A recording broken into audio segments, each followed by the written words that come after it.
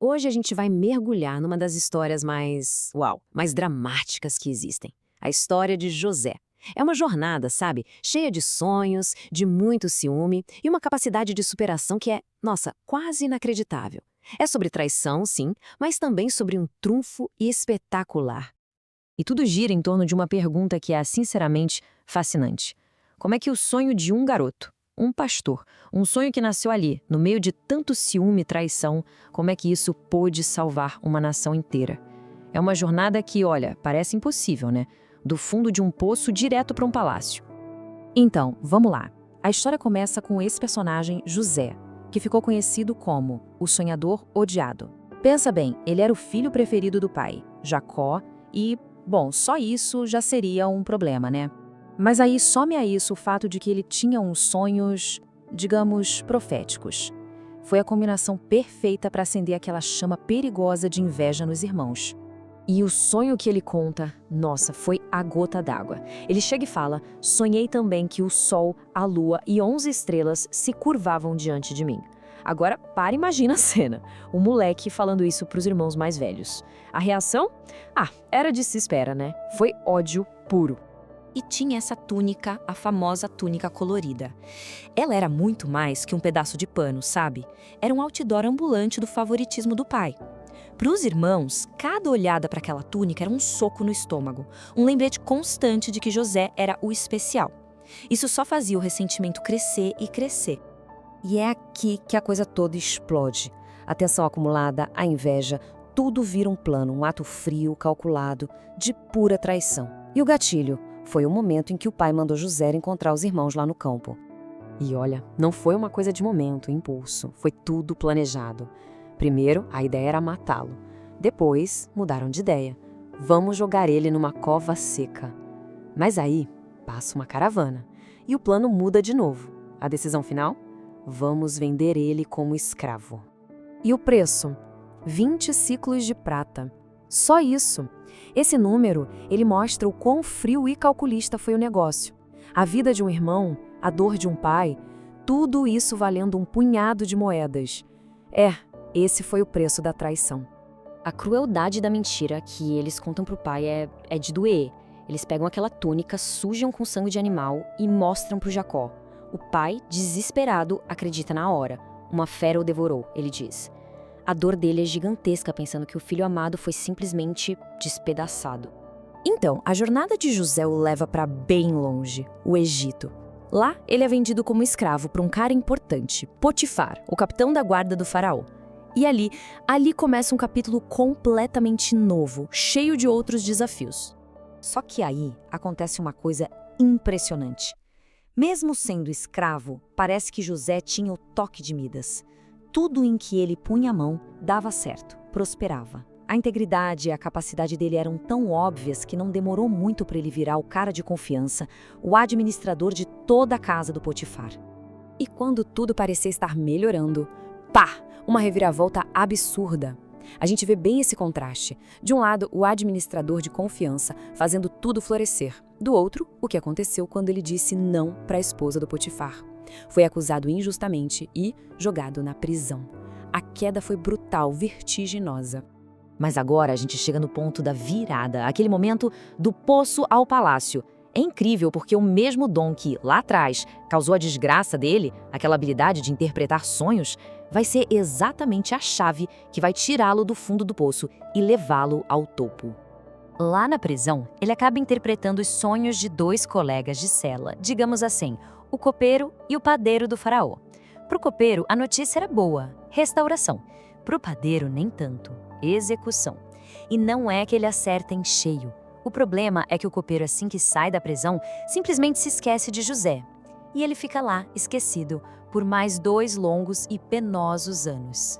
Passam-se 2 anos, e aí o próprio faraó começa a ter uns sonhos muito esquisitos. Pesadelos mesmo, que ninguém no Egito inteiro conseguia decifrar. 7 vacas gordas sendo devoradas por 7 vacas magérrimas, 7 espigas de milho boas engolidas por 7 espigas secas, e aí chamam José. E a interpretação dele é única e direta. Vem aí 7 anos de muita fartura, seguidos por 7 anos de uma fome terrível. A reação do faraó, ele fica de queixo caído. Ele olha e diz: por acaso encontraremos alguém como este homem em quem está o Espírito de Deus? Essa pergunta retórica foi o passaporte de José. A promoção foi imediata, algo nunca visto. Num único dia, ele foi de prisioneiro a segundo homem mais poderoso de todo o Egito. Pensa na mudança. E agora, o clímax da história, a parte do perdão e do reencontro. A fome que José previu chega com tudo. E adivinha quem é forçado a viajar para o Egito para comprar comida? Exato, os irmãos dele. E eles vão parar sem ter a menor ideia, cara a cara com aquele irmão que eles venderam anos atrás. E esse momento, gente, é de arrepiar. Aquele sonho, o sonho de garoto do José, está se cumprindo bem ali, na frente dele. Os irmãos, os mesmos irmãos que riram dele, que o odiaram por causa daquele sonho, estão ali, curvados, implorando por comida. E o mais incrível, eles não fazem a menor ideia de que estão falando com José. José, então, decide testá-los. Ele precisava saber se eles tinham mudado. E o momento da verdade vem com Judá. Ele se oferece para ficar como escravo no lugar do irmão caçula, Benjamim. Ele diz: leve a mim no lugar dele. Aquilo foi a prova de que o arrependimento era real. Uma transformação de verdade tinha acontecido. Quando José vê essa prova de transformação, ele simplesmente desaba. Não dá mais para segurar. Ele pede para todos os egípcios saírem da sala, ficar a sós com os irmãos e, tomado pela emoção, chorando muito, ele revela quem ele é. E aqui vem a frase que, para mim, resume a saga inteira. Ele diz: vocês intentaram o mal contra mim, mas Deus o transformou em bem. Repara, ele não passa pano para traição de jeito nenhum, mas ele dá um novo significado para tudo aquilo, como se fosse parte de um plano muito maior, um plano para salvar a vida de muita gente. O resultado disso tudo é um reencontro emocionante. A família inteira se muda para o Egito. E Jacó, o pai que passou décadas chorando a morte do filho, finalmente pode abraçá-lo de novo. A família, no fim, fica toda junta, segura, sob a proteção de José. E essa história incrível de José nos deixa com uma pergunta que fica ecoando, sabe? Será que a maior traição que alguém pode sofrer pode ser, de alguma forma, o caminho para o seu maior propósito? Fica aí uma ideia pra gente pensar, né? E aí, sabe aquela história? A gente começa um caminho espiritual com todo o gás, cheio de vontade, mas, de repente, parece que a força simplesmente some. Pois é, hoje a gente vai mergulhar fundo para entender por que o coração parece vacilar tanto e, o mais importante, como encontrar um pouco mais de firmeza, sabe? Um passinho de cada vez. Olha só que forte essa passagem dos Salmos. Ela captura um momento muito poderoso, né? É aquela decisão firme, sabe? Aquela promessa que a gente faz para si mesmo de seguir um caminho até o fim, custe o que custar. É uma declaração de intenção que, com certeza, muitos de nós já fizemos em algum momento de grande clareza espiritual. Mas aí vem a pergunta, né? E no dia seguinte? E na semana que vem? É exatamente essa experiência que a gente vai investigar hoje. Aquele começo com toda a força do mundo, mas que, com o tempo, a gente vê a chama ir diminuindo, até se apagar. Manter a continuidade parece algo quase impossível. E isso gera uma frustração que, olha, muita gente conhece bem de perto. E é justamente essa frustração toda que nos leva ao nosso primeiro ponto aqui. O que a gente pode chamar de lamento do coração, sabe? É aquele sentimento de que, não importa o quanto a gente se esforce, a fraqueza interior, ela sempre parece levar a melhor. Esse é o tipo de diálogo interno que muita gente tem quase que diariamente. É uma tentativa super sincera de mudar, de acertar. Mas aí vem a falha e com ela o desânimo. Vira um ciclo vicioso, né? E ele quase sempre termina com o mesmo pensamento martelando na cabeça. Ah, meu coração é fraco demais para isso. Ok, mas é aqui que a análise que a gente está seguindo propõe uma virada de chave, uma mudança bem radical de perspectiva. E se o problema não for a falta de força? E se, na verdade, a questão central for a direção? E olha que interessante, aqui a gente vê bem essa diferença. De um lado, a percepção comum, o problema sou eu, é minha falta de força. Do outro, a realidade que está sendo proposta. Não, o problema é para onde o coração está apontado. A questão, então, deixa de ser me falta força e passa a ser uma escolha ativa, para onde o meu coração está sendo direcionado. E a base para essa ideia é bem antiga, vem de conceitos bíblicos como o do profeta Jeremias, que descreve o coração como enganoso. A lição aqui é muito clara, o coração não vai na direção certa por inércia, sabe? Se a gente não estiver ativamente guiando, ele naturalmente vai se desviar. Ele precisa ser intencionalmente guiado, e isso todo santo dia. Beleza, então. Se o foco é a direção, a pergunta é: como é que a gente define essa direção? Agora a gente entra na parte prática da coisa, a tal da escolha diária que é tão necessária.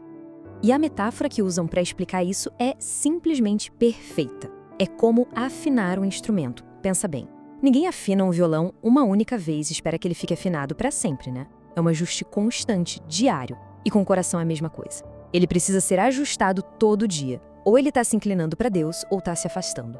Não tem essa de ficar parado no meio, no ponto neutro.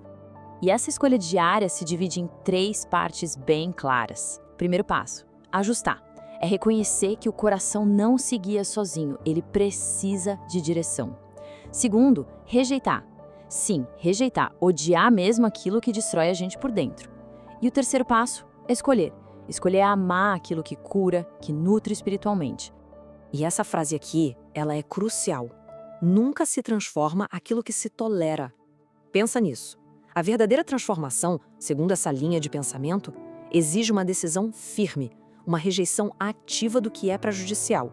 Ficar só tolerando aquilo que nos afasta do nosso objetivo, isso impede qualquer mudança de verdade. É preciso escolher um lado, não dá para ficar em cima do muro.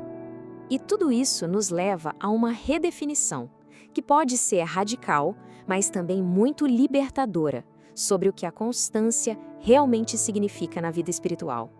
Existe uma passagem lá em Provérbios que começa de um jeito que todo mundo se identifica, porque é uma verdade universal. Ela diz: o justo cai, Mas se levanta. E aí é que está o ponto crucial da história.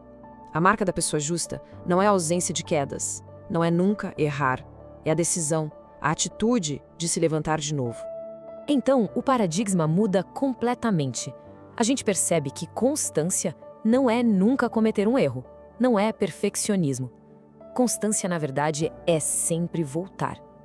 A firmeza está no ato de retornar e não na habilidade de nunca ter saído do caminho. e essa é talvez uma das lições mais importantes disso tudo. O verdadeiro problema não é a queda em si, é a decisão de ficar no chão, porque é o ato de se levantar, de novo e de novo, que gera crescimento e maturidade de verdade. E agora, para fechar o quebra-cabeça, vamos para a peça final que conecta tudo isso, a relação, que é fundamental entre as nossas decisões e os nossos sentimentos. O argumento aqui é que a fé opera nessa ordem específica. Primeiro vem a decisão, a escolha ativa de inclinar o coração para Deus. E só depois, como consequência, vem o sentimento. Aquela afirmação emocional, espiritual, ela vem depois da escolha. Ou seja, a gente precisa escolher mesmo sem vontade, mesmo sem sentir nada. O sentimento não é a condição para agir, ele é o resultado da ação. E isso aprofunda ainda mais a ideia, né? O amor verdadeiro, seja no campo espiritual ou em qualquer outra área da vida, não é só impulsionado pela emoção. Emoções vêm e vão. Ele é, na verdade, sustentado pela escolha. É um compromisso deliberado que se mantém firme mesmo quando os sentimentos estão lá embaixo. E essa passagem de Romanos se encaixa perfeitamente nisso. A transformação não é passiva, ela acontece por meio de um processo ativo, a renovação da mente. E o que é renovar a mente? Se não fazer uma decisão consciente, uma escolha de pensar e de agir de um jeito novo. Tá, mas aí vem aquela pergunta super honesta e que todo mundo já se fez em algum momento. E se? E se não houver nem força para fazer essa escolha? O que se faz quando até energia para decidir parece que não existe mais? E a resposta, de novo, é uma mudança de foco.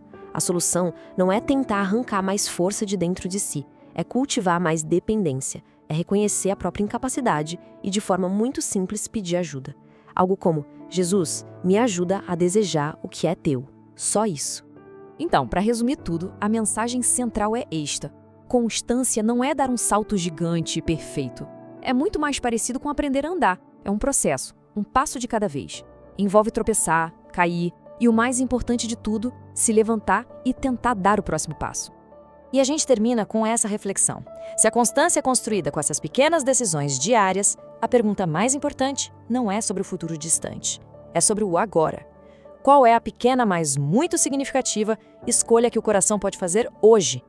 É na resposta a essa pergunta que a verdadeira jornada começa.